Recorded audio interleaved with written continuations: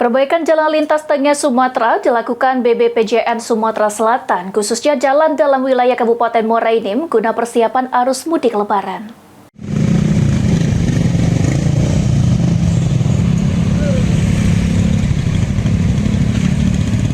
Guna memberikan kenyamanan bagi para pemudik yang melintas di jalan lintas tengah Sumatera di Kabupaten Muara Enim, pemerintah Kabupaten Muara Enim berkoordinasi dengan Balai Besar Pelaksanaan Jalan Nasional Sumatera Selatan untuk perbaikan jalan.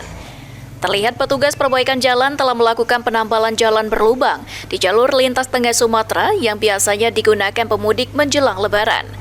Bupati Muara Enim Edison mengatakan sudah dikoordinasikan untuk dilakukan perbaikan jalan yang berlubang khususnya di jalan lintas tengah Sumatera.